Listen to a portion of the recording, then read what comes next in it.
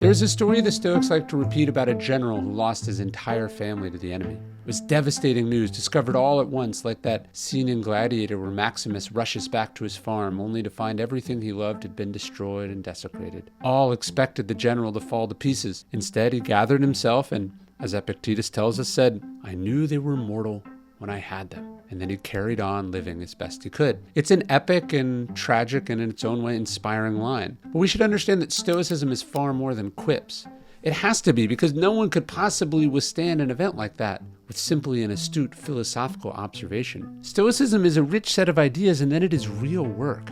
Liking a social media post, not being overwhelmed by the moment is one thing, but the real work is what comes after. It's returning to Stoicism again and again. It's washing ourselves in its messages, its characters, its beauty, day after day, letting it wash over us again and again. Seneca, who wrote 3 beautiful essays on loss and heartache called Consolations, would talk about how grief was something that had to be conquered, not deceived. Emotions and experiences have to be understood and processed and integrated.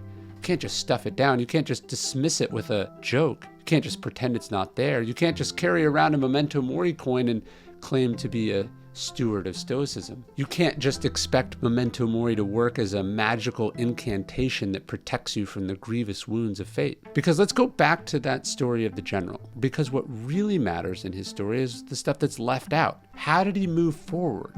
What was he doing the next day, the next month? Did he continue to practice and apply this self-control and poise? Marcus Aurelius didn't just write about Stoicism in his journal, he lived it.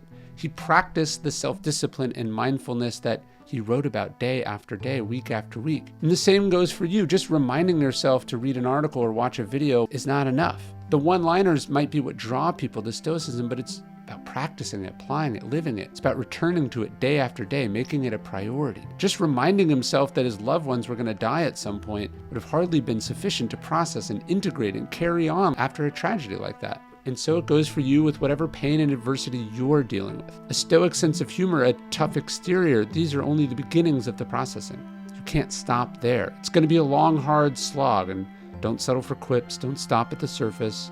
Go deep, apply. Likes and reposts don't make you a stoic, but practice can.